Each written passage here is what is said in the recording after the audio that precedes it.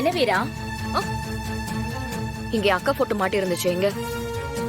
அதுவா, நான் அதெல்லாம் மொத்தமா தூக்கி நான் ஸ்டோர் ரூம்ல போட்டுட்டேனே. ஸ்டோர் ரூம்ல போட்டுட்டியா? ஸ்டோர் ரூம்லயா? என்ன சொல்றீங்க? அதெல்லாம் எதுக்கு நீங்க காட்டுனீங்க? அது தேவையில்லைன்னு தோணுச்சு, அதான் எல்லாத்தையும் தூக்கி ஸ்டோர் ரூம்ல போட்டுட்டேன்.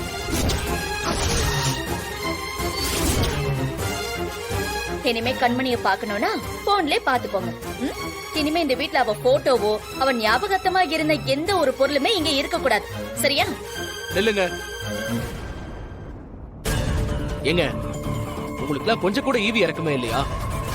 யார கேட்டு எங்க அண்ணியோட போட்டோவை நீங்க எடுக்கிறீங்க? முதல்ல அவங்கள மறக்க சொல்றதுக்கு நீங்க யாரு? உங்களுக்கு இன்னும் 10 நிமிஷம் டைம். அதுக்குள்ள அந்த போட்டோ இருந்த இடத்துக்கு வந்துடணும். இல்லனா என்ன பண்ணிடுவீங்க?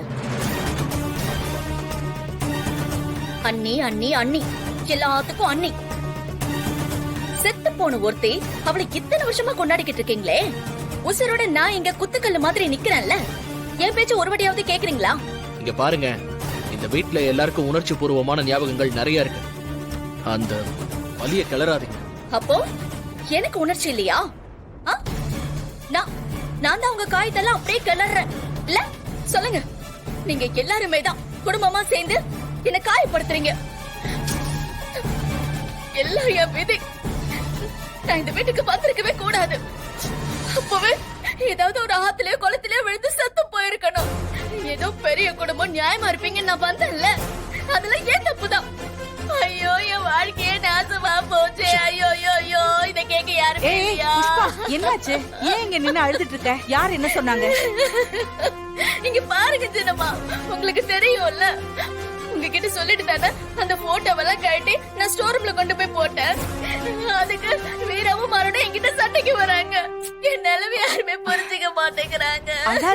அத்த, உனக்கு அந்த போட்டோ காட்டினதெல்லாம் தெரியுமா? தெரியும்.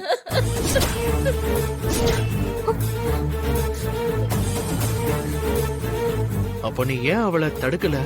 எதுக்குடா தடுக்கணும்? இல்ல ஏன் தடுக்கணும்னு கேக்குறேன். வலிமா, வீரா கொஞ்சம் பொறுமையா இரு. சில விஷயங்கள் நம்ம மனசுக்கு கஷ்டமா இருந்தாலும் அதை நம்ம ஏத்துட்டு தான் ஆகணும். இல்லனா அதனால சுத்தி இருக்கிறவங்க எல்லாரும் பாதிக்கப்படுவாங்க. இப்ப என் அண்ணியே எடுத்துக்கோ. அவங்க இறந்த இத்தனை வருஷம் ஆகியும் இன்னும் எங்க அண்ணன் என் அண்ணி நினைப்பிலேயே தான் வாழ்ந்துட்டு இருக்கு. அது அப்படி இருக்கிறதுனால நாம யாரும் அண்ணிய மறக்காம அப்படியே மனசுல நினைச்சுக்கிட்டு இருக்கோம். அது பரவாயில்ல. ஆனா ராகவன் அப்படி இல்லையே. அவனுக்குன்னு ஒருத்தி வந்துட்டா, இன்னும் அவன் கண்மணியே நினைச்சுக்கிட்டு உட்கார்ந்துட்டு இருந்தானா அவனை நம்பி வந்த இவ வாழ்க்கைக்கு என்ன பதில் சொல்லு பாப்போம்.